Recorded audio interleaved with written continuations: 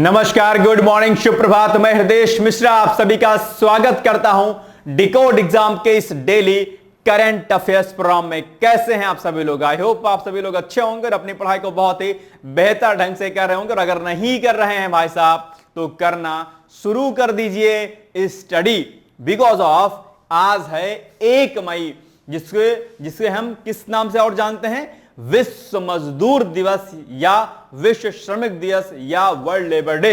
और विश्व श्रमिक दिवस अपने आप में एक बड़ा दिवस माना जाता है।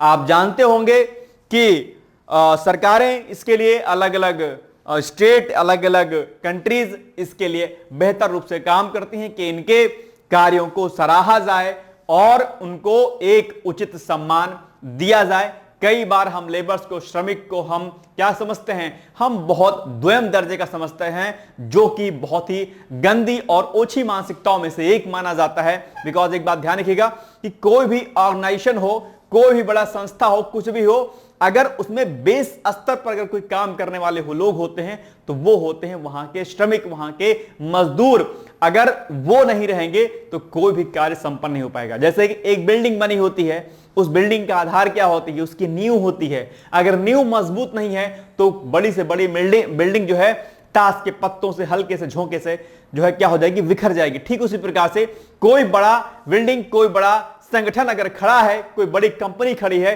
तो उस कंपनी के आधार में कौन है? वो मजदूर हैं, वो श्रमिक हैं, जिन्होंने उसको बनाने में अपना पसीना बहाया है। या फिर कोई भी संगठन अगर कार्य कर रहा है तो उस संगठन को चलाने में, कंपनी को चलाने में भी जो नीचे स्तर के जो श्रमिक होते हैं उनका सबसे बड़ा योगदान है। तो ऐसे में आप सभी लोगों को श्रमिकों का, लेबरों का जो है सम्मान करना चाहिए। और वैसे भी कहते हैं, क्या कहा गया?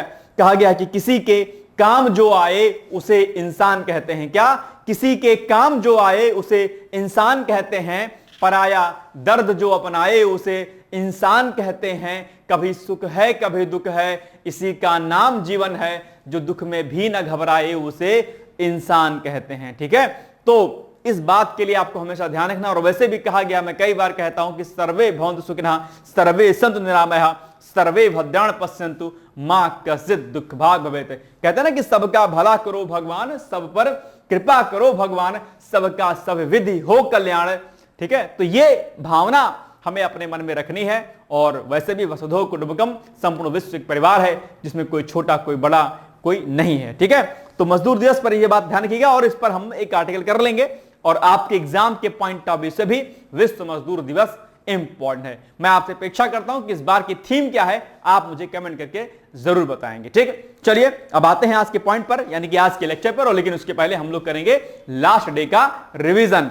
रिवीजन में पहला पॉइंट अगर आप देखेंगे तो क्या है कि हाल ही में टाइम्स हायर एजुकेशन ने एशियाई विश्वविद्यालय रैंकिंग 2025 जारी की है।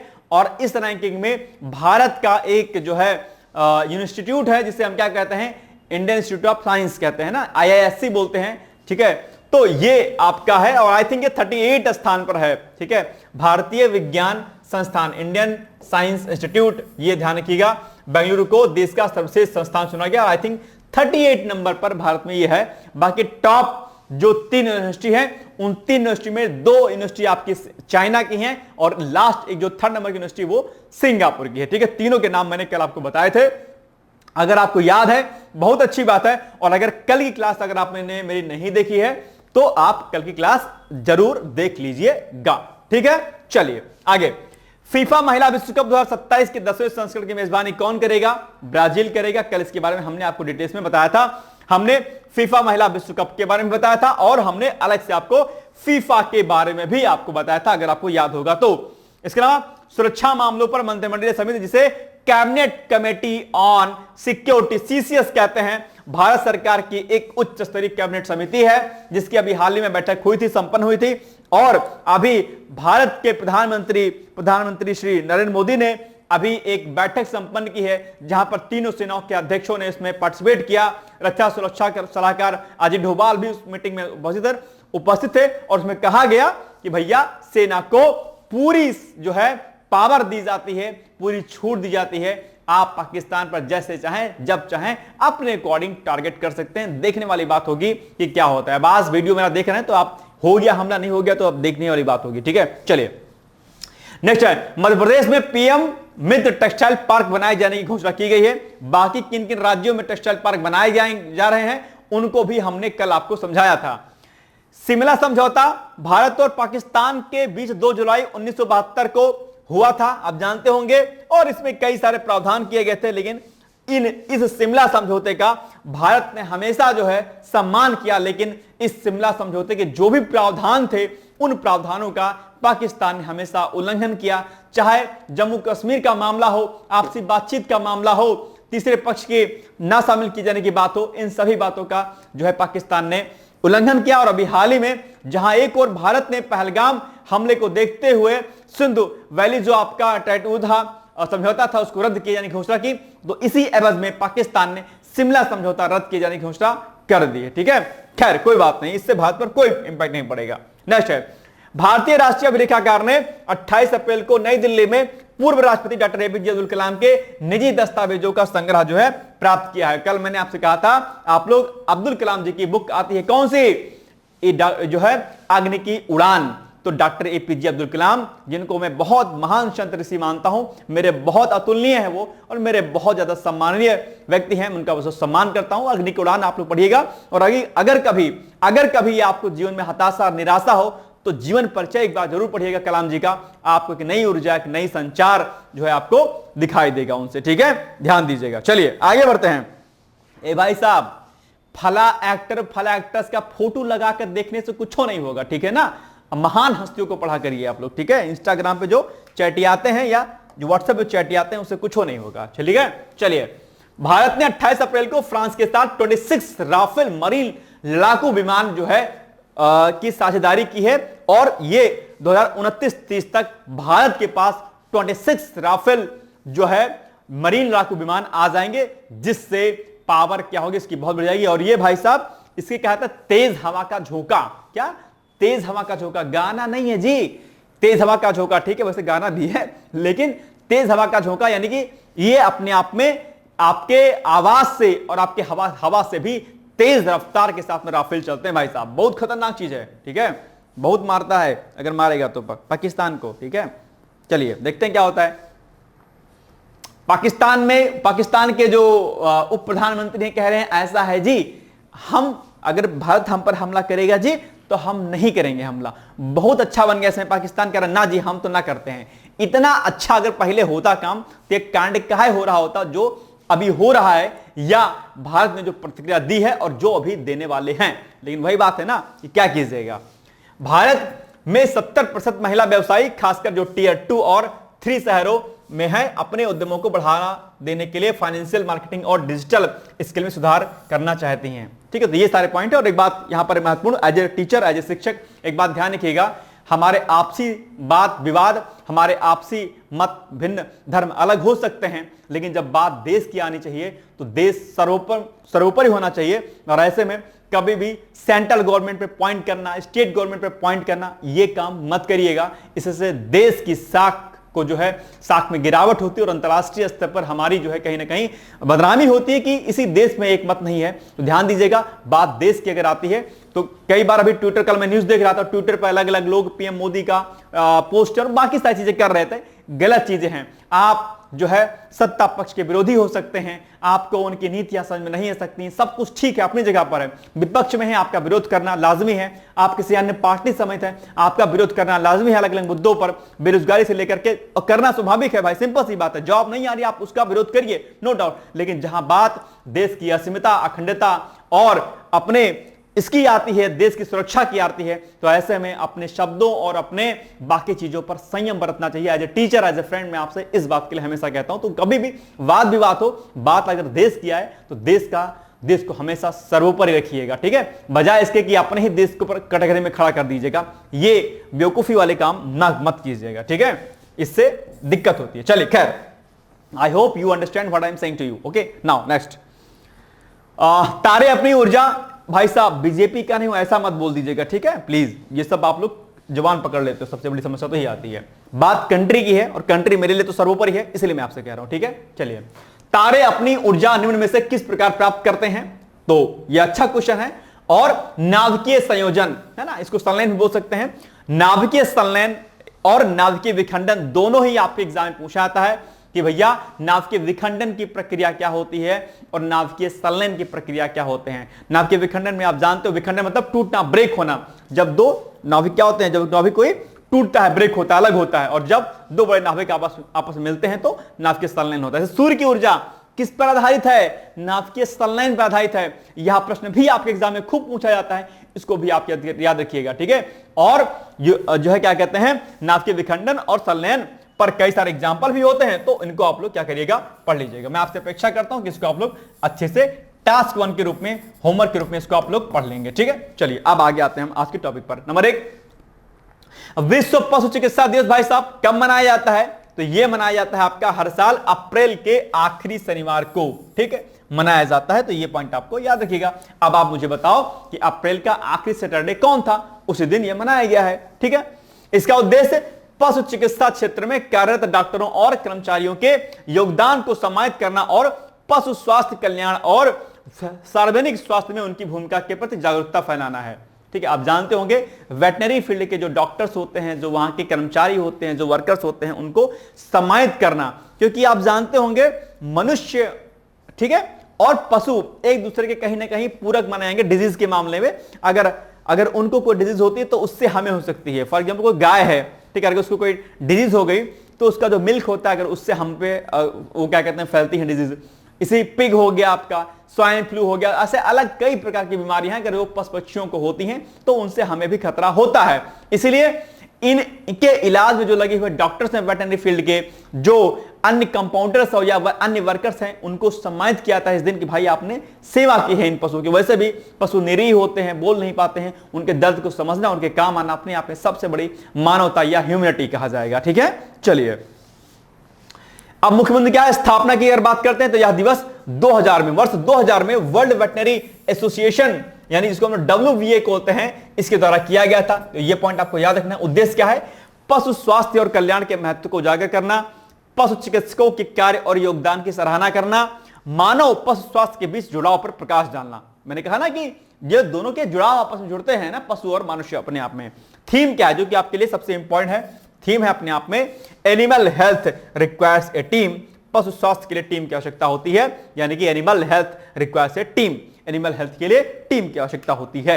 नाउ नेक्स्ट मतलब क्वेश्चन आपका, विश्व पशु चिकित्सा दिवस के संदर्भ में लिखित कथनों में कौन सा कथन सही है? नंबर 1, विश्व पशु चिकित्सा दिवस यानी कि वर्ल्ड वेटरनरी डे हर साल अप्रैल के आखिरी शनिवार को मनाया जाता है। बिल्कुल सही बात है, कोई दिक्कत नहीं, सही है। यह दिवस 2000 में, वर्ष 2000 में वर्ल्ड वेटनरी एसोसिएशन के द्वारा मनाया गया था। तो बिल्कुल सही बात है, यह शुरू किया गया था, ठीक है, ओके डन। तो बस दोनों कथन सही, यानी कि कूट की सहायता से सही उत्तर का चयन कीजिएगा तो आप पाइएगा कि C is the right answer, because of 1 और 2 दोनों कथन क्या है आपके सही हैं, है ना, कोई दिक्कत तो नहीं है। चलिए आगे बढ़ते हैं। अच्छा, डे वाली बात आ गई तो आप एक बात ध्यान रखिएगा, जब भी कोई महत्वपूर्ण दिवस को तैयार कीजिएगा तो उसको क्रमवार भी तैयार कर लीजिएगा, क्रमवार, कि बताओ विश्व ओजोन दिवस कब होता है, ठीक है, बताओ विश्व जल दिवस कब होता है, ठीक है, या आपका पृथ्वी दिवस कब होता है आपका। तो ये अलग अलग डे वाइज, ठीक है, आप लोग इसको सीरियल वाइज या मैच करने के लिए इस प्रकार से ऐसे चीजों को आप लोग अच्छे तरीके से प्रैक्टिस कर लीजिएगा, क्योंकि आजकल सीधे डायरेक्टली दिवस ना पूछ करके मैच करने के लिए या क्रमवार पूछ लेता है कि बताओ कौन कौन सा दिवस पहली बार ऐसे आता है, ठीक है। तो ये भी आपको ध्यान रखना है। कार्यस्थल पर सुरक्षा और स्वास्थ्य के लिए विश्व दिवस, तो ये भी अपने आप में इंपॉर्टेंट है, क्योंकि कार्यस्थल पर आप जानते होंगे सेफ्टी एंड हेल्थ बहुत इंपॉर्टेंट होती है। जैसे आप कहीं पर वर्क कर रहे हैं तो वहां पर आपकी सेफ्टी और आपका हेल्थ, दो मैटर सबसे ज्यादा रिस्पॉन्सिबल होते हैं। तो ये इस पर ध्यान देना चाहिए और इसके लिए जो है एक अलग प्रकार का दिवस मनाया जाता है। तो ये पॉइंट आपको ध्यान देना। अब जैसे कहीं पर आप कार्य कर रहे हैं, काम कर रहे हैं, अब वहां पर कुछ ऐसा कार्य हो रहा है जो जिससे आपका हेल्थ इश्यूज हो रहा है, जिससे आपकी सेफ्टी नहीं है, कभी कुछ दिक्कत दुर्घटना हो सकती है। तो ये बातें कार्यस्थल पर, वर्क प्लेस पर ध्यान देने की आवश्यकता होती है, और इसीलिए अलग अलग जगहों पर क्या होते हैं, सेफ्टी जो है के लिए अलग अलग जो है सिक्योरिटी चीजें सिक्योरिटी के लिए बनाई जाती हैं, राइट। चलिए, कार्यस्थल पर सुरक्षा, और जैसे वो आग बुझाने वाला हो गया है ना, तो ऐसे कई सारी चीजें होती हैं अलग अलग। तो कार्यस्थल पर सुरक्षा और स्वास्थ्य के लिए विश्व दिवस यानी कि world day for safety and health at work हर साल 28 अप्रैल को मनाया जाता है, कि भैया जहां पर कार्य करते हैं वहां पर आपकी सेफ्टी और आपका हेल्थ अच्छा रहे। दूसरा, यह दिन अंतरराष्ट्रीय श्रम संगठन यानी कि इंटरनेशनल लेबर ऑर्गेनाइजेशन, यह दिन अंतरराष्ट्रीय श्रम संगठन द्वारा श्रमिकों के जीवन और कार्यस्थल पर उनके स्वास्थ्य एवं सुरक्षा को बढ़ावा देने के उद्देश्य से मनाया जाता है कि भाई श्रमिकों को कोई प्रॉब्लम ना होने पाए। थीम क्या है जो कि आपके लिए इंपॉर्टेंट है? स्वास्थ्य और सुरक्षा में क्रांति, कार्यस्थल पर एआई यानी कि आर्टिफिशियल इंटेलिजेंस, डिजिटलीकरण की भूमिका। यह बड़ा पॉइंट है। अगर कहीं पर कार्यस्थल कोई है, कोई वर्क प्लेस है, हम एआई के माध्यम से हम वहां की सेफ्टी और बाकी डिजिटलीकरण यानी कि वहां पर कंप्यूटराइज सिस्टम के माध्यम से हम लोग वहां पर उसकी सेफ्टी को और मजबूत कर सकते हैं और हेल्थ इश्यूज जो हो रहे हैं उसको भी हम लोग कंट्रोल कर सकते हैं। तो इस बार की थीम यही है कि स्वास्थ्य और सुरक्षा में क्रांति किसके माध्यम से? कार्यस्थल पर किसके माध्यम से? एआई और डिजिटलीकरण के माध्यम से। यानी कि कार्यस्थल पर मजबूती के लिए हम एआई और डिजिटलीकरण का उपयोग कर सकते हैं, याद रखिएगा। ओके, चलिए नाउ नेक्स्ट, कार्यस्थल पर सुरक्षा और स्वास्थ्य के लिए विश्व दिवस कब मनाया जाता है? यह मनाया जाता है आपका 28 अप्रैल को, यानी कि बी वाला ऑप्शन आपके हो जाएगा, सही हो जाएगा। ठीक है, चलिए। अरे कहां गया भाई साहब? ठीक है, B is the right answer. Now, Ramanujan एक महान गंतव्य की यात्रा नामक एक नई पुस्तक का विमोचन अभी हाल ही में हुआ, और रामानुजन के बारे में मुझे नहीं लगता कि आप नहीं जानते होंगे। अगर नहीं जानते होंगे तो चुल्लू भर पानी समझते हैं क्या होता है? मतलब इत्ते सा पानी रखिएगा और उसमें क्या करना है? गोता नहीं लगाना है। आप समझ गए होंगे क्या करना है। ठीक है, तो मुझे पूरी उम्मीद है कि आप रामानुजन के बारे में जरूर जानते होंगे। मैथ्स आप भले ही आपकी नहीं अच्छी होगी, लेकिन रामानुजन के बारे में आप डेफिनेटली जानते होंगे। 32 वर्ष की बहुत अल्पायु में इनका निधन हो गया, और रामानुजन जी ने जो सूत्र, जो फार्मूले का जो है इनोवेशन किया अपने आप में, वो आज तक जो है बरकरार हैं। और 32 साल की उम्र में उन्होंने इतनी सारे रिसर्च कर दी कि अपने आप में काबिल तारीफ है। अगर वो एक लंबे समय तक जी जाते तो मैथ के फील्ड में जो है, ठीक है, मैथमेटिक्स के फील्ड में एक बड़ी क्रांति जो है देखने को मिलती। अब बात ध्यान रखिएगा, लेकिन देश की दुर्भाग्य है कि जो भी अच्छे लोग हमारे देश में हुए, जिन्होंने अच्छा काम करना चाहा, उनका पता नहीं किसी परिस्थिति में एक्सीडेंट के माध्यम से या किसी कारण से उनका देहांत हो गया।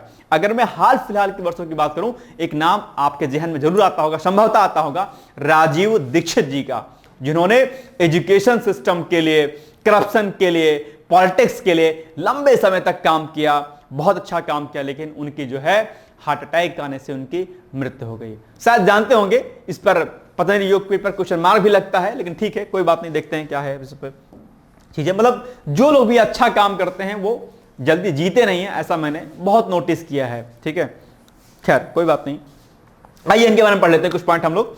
तो भारतीय राष्ट्रीय अभिलेखागार ने नई दिल्ली के डॉक्टर अंबेडकर अंतरराष्ट्रीय केंद्र में रामानुजन एक महान गंतव्य की यात्रा नामक एक नई पुस्तक का विमोचन किया है। ठीक है, यह पुस्तक एक सम्मोहक ऐतिहासिक विवरण है जो भारत के सबसे असाधारण गणतंत्रीय प्रतिभाओं में से एक श्रीनिवास रामानुजन के जीवन और योगदान पर प्रकाश डालती कि उनका का लाइफ कैसा था।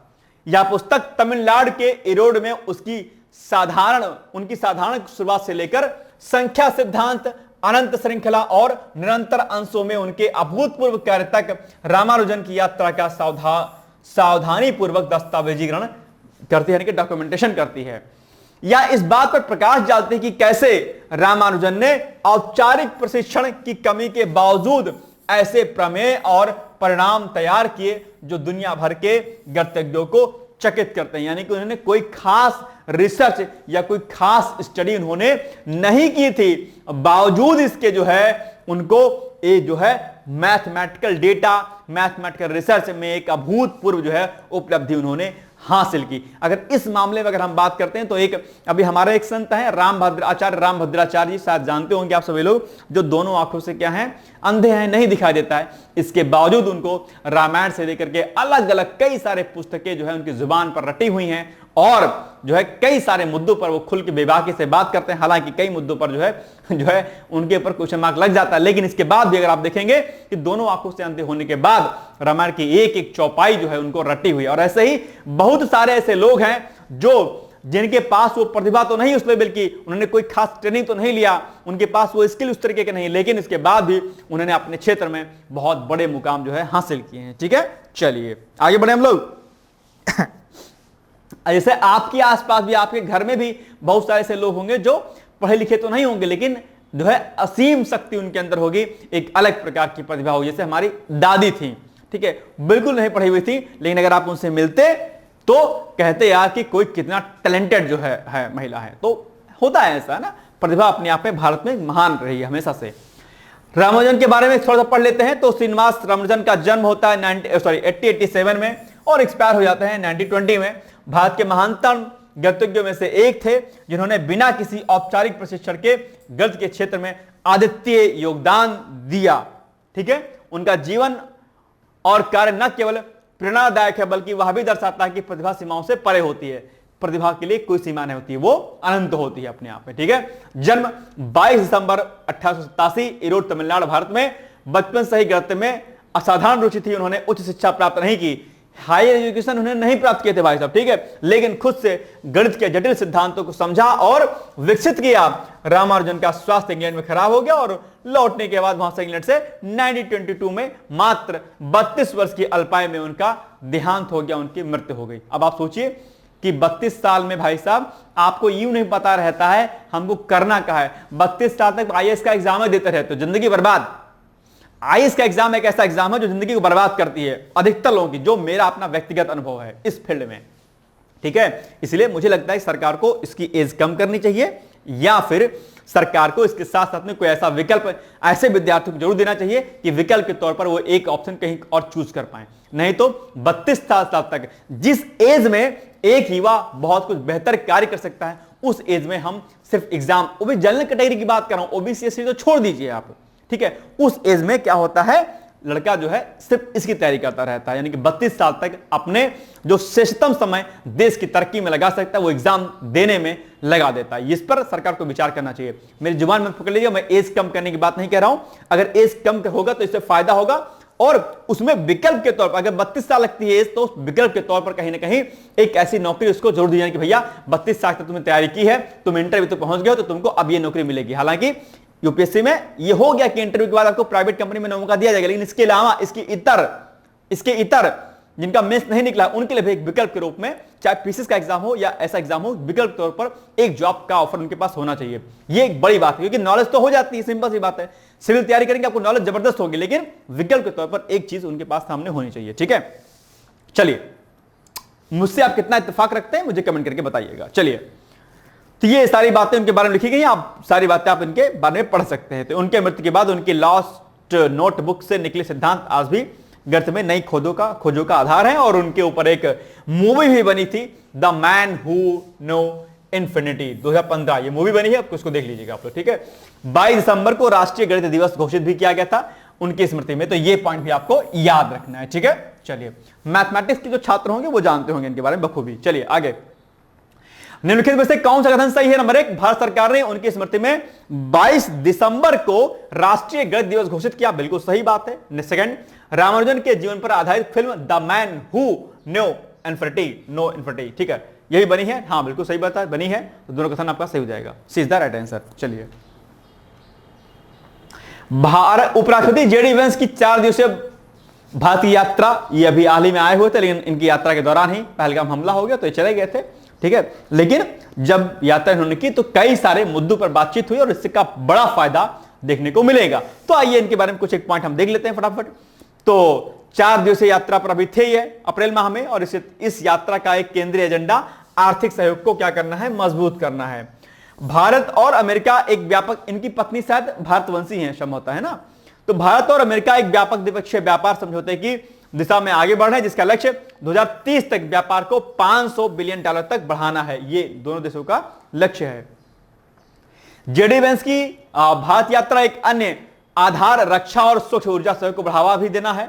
आने वाले समय में उन्नत अमेरिकी रक्षा उपकरणों की खरीद और डिफेंस प्रोडक्शन पार्टनरशिप को बल मिलने की भी क्या है, संभावना, यानी कि रक्षा क्षेत्र में जो है बड़ा कदम जो है यहां पर देखने को मिलेगा डिफेंस प्रोडक्शन पार्टनरशिप के रूप में। ठीक है, ऊर्जा के मोर्चे पर अमेरिका ने परमाणु ऊर्जा प्रौद्योगिकियों और सस्टेनेबल बुनियादी ढांचे में निवेश के माध्यम से भारत के क्लीन एनर्जी विजन का समर्थन करने की पहले ही पेशकश कर दी। यानी कि ओवरऑल कहने का मतलब यह हुआ कि उपराष्ट्रपति के यहां पर भारत के आने पर, उनकी यात्रा के आने पर भारत के साथ कई सारे समझौते जो पेंडिंग थे या आने वाले कई अन्य मुद्दों पर बातचीत हुई और उन पर जो है मुहर लगना जो है क्या है बाकी है। ऐसे में भारत अमेरिका की तरफ से सामरिक, आर्थिक और अन्य मुद्दों पर जो है उसको मजबूती मिलने की संभावना व्यक्त की गई है। तो ये सारे पॉइंट यहां पर लिखे गए हैं, आप लोग इसको पढ़ लीजिएगा, ठीक है। उपराष्ट्रपति वेंस द्वारा क्वाड के लिए समर्थन की पुष्टि दोनों देशों के बीच गहरे रणनीतिक विश्वास का संकेत देती है। और क्वाड के बारे में आप जानते होंगे, जरा मुझे कमेंट करके बताओ भाई साहब कि क्वाड में कुल कितने कंट्री हैं। एक बात और ध्यान रखिएगा, एक संगठन है स्क्वाड, क्या स्क्वाड, पता है कि नहीं पता है, और एक है आपका संगठन क्या, क्वाड। इन दोनों में भाई साहब डिफरेंस से ध्यान दीजिएगा। स्क्वाड में भी 4 कंट्री हैं, कौन कौन सी, America, Japan, Australia and Philippines. 4 country कौन है, ये है स्क्वाड में। और स्क्वाड अभी चर्चाओं में भी था। आप कहेंगे सर चर्चाओं में क्यों था, चर्चाओं में इसलिए था बिकॉज ऑफ स्क्वाड की जो चौथी कंट्री है फिलीपींस, फिलीपींस ने कहा कि हम भारत को आमंत्रित करते हैं स्क्वाड में शामिल होने के लिए। आप कहेंगे सर फिलीपींस ने क्यों जो है बोला भारत को आने के लिए, क्योंकि इंडो पैसिफिक क्षेत्र यानी कि जो हिंद प्रशांत क्षेत्र है, उस हिंद प्रशांत क्षेत्र में चीन जैसे देशों की आक्रामकता को रोकने के लिए, उसको काउंटर करने के लिए अगर भारत स्क्वाड में यानी कि अमेरिका, ऑस्ट्रेलिया, जापान, फिलीपींस के साथ अगर भारत शामिल होता है तो स्क्वाड की जो क्षमता है, जो पावर है, वो क्या हो जाएगी, बढ़ जाएगी। ध्यान दीजिएगा, ओके। और इसके अलावा स्क्वाड एक अलग देशों का संगठन है और मैं आपसे उम्मीद करता हूं कि आप क्वाड के बारे में मुझे बताइए और क्वाड में कुल कितनी कंट्री हैं ये बताइएगा। और स्क्वाड के बारे में आप लोग पढ़ लीजिएगा कि अगर शामिल होता है स्क्वाड, अगर भारत अगर स्क्वाड में शामिल होता है तो इसका इंडो पैसिफिक क्षेत्र में क्या परिवर्तन देखने को मिलेगा, इसका क्या फायदा होगा, या फिर जनरली आप ये भी तैयार कर लीजिएगा कि स्क्वाड की इंपॉर्टेंस इंडो पैसिफिक क्षेत्र में क्या है, विस्तार पूर्वक समझाइए। प्रश्न नोट कर लीजिए भाई साहब, ध्यान दीजिएगा, ये सारे पॉइंट आपके एग्जाम के लिए बहुत महत्वपूर्ण है। मैंने 2 दिन आपसे कहा कि बिहार पीसीएस का एग्जाम हुआ है, जिस पेपर फर्स्ट सेकंड को देखिएगा, जितने प्रश्न आपके जीएस के दिए गए हैं वो सभी प्रश्नों को हमने यहां पर कराया हुआ है, हमने आपको समझाया था। अब आपने किया नहीं किया ये आपके ऊपर है, इसलिए जो बातें बता रहा हूं उसको कॉपी में नोट डाउन कर लीजिएगा। जो नए अभ्यर्थी हैं वो लोग 2 कॉपी बना लीजिएगा, एक होमवर्क की जिसका मैं टास्क देता हूं और एक कॉपी पीसीएस के मुख्य परीक्षा के लिए या यूपीएससी मुख्य परीक्षा के लिए प्रश्नों के अभ्यास के लिए, ठीक है। चलिए अब बताइए आप लोग प्रश्न कि निम्नलिखित कथनों में कौन सा कथन सही है। नंबर 1, अप्रैल माह में अमेरिका के उपराष्ट्रपति जेडी वेंस अपनी 4 दिवसीय भारत की यात्रा पर थे, बिल्कुल थे। दूसरा, भारत और अमेरिका एक व्यापक द्विपक्षीय व्यापार समझौते की दिशा में आगे बढ़ रहे हैं जिनका लक्ष्य 2030 तक व्यापार को $500 बिलियन तक क्या है, बढ़ाना है। बिल्कुल सही बात है। तो दोनों ही कथन क्या हैं, सही हैं। और एक बात और, आवाज मेरी तेज लग रही तो वॉल्यूम को स्लो कर दीजिएगा, ठीक है। हाँ, बात ध्यान दीजिए, क्या करने मजबूरी है, मेरी आवाज मेरे से स्लो निकलती नहीं है। सी इज द राइट आंसर, ठीक है। श्री राम जन्मभूमि मंदिर, ये चर्चाओं में क्यों, आप कहेंगे सर ये कैसा टॉपिक आ गया। टॉपिक है भाई साहब, टॉपिक क्यों है, क्योंकि अभी हाल ही में भक्ति, श्रद्धा और शिल्प, क्या, भक्ति, श्रद्धा और शिल्प कला के अद्भुत संगम के बीच 29 अप्रैल को बैसाख शुक्ल द्वितीया के पावन अवसर पर श्री राम जन्मभूमि मंदिर के मुख्य शिखर पर 42 फीट लंबा ध्वज दंड विधि पूर्वक स्थापित किया गया है। इसीलिए श्री राम जन्मभूमि जो है क्या है, चर्चाओं में है। ये देखिए आप यहां पर इसको लगाया जा रहा है और अब ये स्थापित किया जा चुका है, लगाया जा चुका है, ठीक है। कितना फीट लंबा है भैया, 42 फीट लंबा है। यही फैक्ट आपका क्या है, इंपॉर्टेंट है। 42 फीट लंबा ध्वज दंड जो है विधि पूर्वक स्थापित कर लिया गया। तो यह पॉइंट आपको याद रखना है। श्री राम जन्मभूमि मंदिर के मुख्य शिखर पर ध्वज दंड की स्थापना न केवल वास्तुकला की दृष्टि से एक महत्वपूर्ण उपलब्धि है, बल्कि यह अयोध्या के आध्यात्मिक सांस्कृतिक वैभव में भी एक नया अध्याय जो है जुड़ गया है। तो यह वास्तुकला के एक जो है अप्रतिम अपने आप में जो है एक ये डेमो है अपने आप में, ये बहुत अच्छी चीज है जो कि लगाई गई है वहां पर। चलिए आगे। ध्वजदंड 42 फीट लंबा है जिसे विशेष तकनीक और सावधानी से मुख्य शिखर पर स्थापित किया गया। इस कार्य में लार्सन एंड टूब्रो और टाटा ट्रस्ट के इंजीनियरों की टीम ने महत्वपूर्ण भूमिका इसमें निभाई हुई है। ठीक है, चलिए आगे।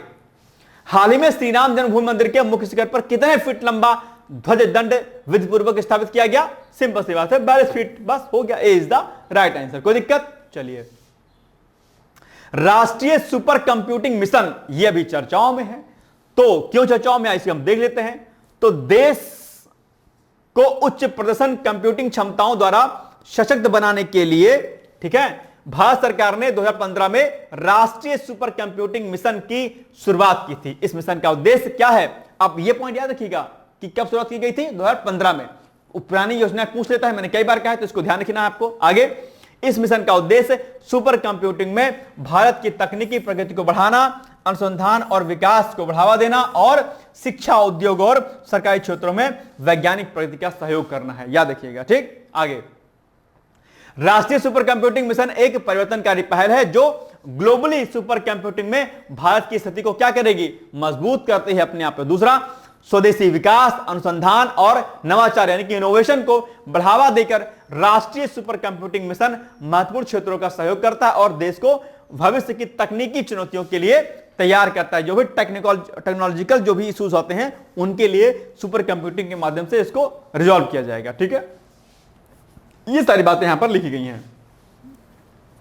ये बाकी पॉइंट आप पढ़ लीजिए, ज्यादा नहीं पढ़ेंगे क्योंकि बस आपको सुपर कंप्यूटिंग के बारे में पढ़ना है। बाकी उद्देश्य इसका समझ लिया आप थोड़ा सा। बाकी इसकी शुरुआत कब हुई थी ये आपके लिए इंपॉर्टेंट है, इसका उद्देश्य और इसकी शुरुआत कब हुई, 2 पॉइंट इसके सबसे इंपॉर्टेंट है। राइट, चलिए, बाकी इस पर शॉर्ट नोट्स लिखने के लिए आ सकता है। ठीक है, ये बात आपको ध्यान रखना। ओके, चलिए, निम्नलिखित कथनों में कौन सा कथन सही है? नंबर 1, देश को उच्च प्रदर्शन कंप्यूटिंग क्षमताओं द्वारा सशक्त बनाने के लिए भारत सरकार ने 2015 में जो है इस सुपर कंप्यूटिंग मिशन की शुरुआत की थी। ठीक बात है। दूसरा, राष्ट्रीय सुपर कंप्यूटिंग मिशन एक परिवर्तनकारी पहल है जो वैश्विक सुपर कंप्यूटिंग में भारत की स्थिति को मजबूत करती है। बिल्कुल सही बात है, दोनों ही कथन सही, यानी कि C is the right answer. Okay, now, Bharat और भूटान के बीच 6ठी संयुक्त सीमा शुल्क समूह की बैठक अभी संपन्न हुई है।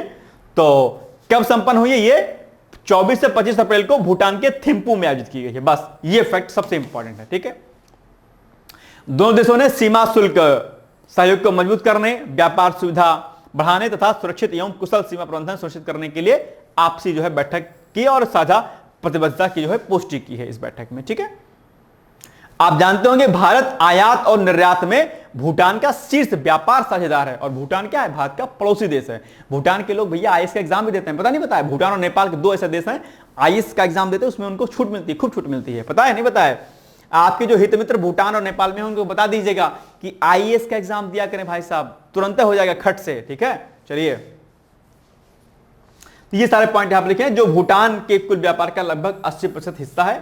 भूमि सीमा शुल्क स्टेशनों के माध्यम से भूटान के साथ व्यापार महत्वपूर्ण है अपने आप में। ठीक है, तो भूटान के सांस्कृतिक महत्व भी हमारे साथ हैं और जो है भूटान एक अच्छा देश है भारत के परिप्रेक्ष्य में खासकर। ठीक है, भूटान के बारे में जान लीजिए कुछ पॉइंट।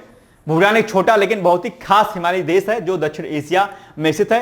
यह भारत और चीन के मध्य में स्थित है। राजधानी इसकी थिम्पू है, आधिकारिक भाषा जोंखा है, मुद्रा इसकी न्यूट्रलम है जो भारतीय रुपए के बराबर है अपने आप में। ठीक है, ये सारे पॉइंट आपके एग्जाम के लिए बहुत इंपॉर्टेंट है। मैं आपसे अपेक्षा करता हूं कि आप इसके बारे में जानते होंगे। भूटान की सीमा भारत के 4 राज्यों से लगती है। यह राज्य हैं अरुणाचल प्रदेश भूटान के पूर्व में स्थित है। ठीक है, याद रखिएगा, असम भूटान के दक्षिण पूर्व में है, पश्चिम बंगाल भूटान के दक्षिण में है और सिक्किम भूटान के पश्चिम में स्थित है। तो ये जो है भूटान से लगे हुए क्या हैं? राज्य हैं, जो कि आप यहां पर देख सकते हैं भाई साहब। भूटान ये है आपका। ठीक है, ये सब आप यहां पर देख रहे होंगे अलग अलग। ठीक है, ये इंपॉर्टेंट पॉइंट है, इसको याद कर लीजिएगा भाई साहब, इंपॉर्टेंट है ये पॉइंट, बहुत इंपॉर्टेंट, इसको इग्नोर मत कीजिएगा। ठीक है, ये चीजें आपके एग्जाम में बहुत आती है। बताओ भारत के कौन से 4 राज्य जिनकी सीमा भूटान के साथ लगती है? आप कहेंगे आंध्र प्रदेश, असम, पश्चिम बंगाल, सिक्किम। ये 4 कंट्री क्या आपके लिए इंपॉर्टेंट है? 4 स्टेट आपके लिए। ठीक है, चलिए, ये सब बातें आपको ध्यान रखनी होती हैं। ओके, चलिए, भारत और भूटान के बीच 6ठी संयुक्त सीमा जो है शुल्क समूह की बैठक 24 से 25 अप्रैल को कहां पर आयोजित की गई?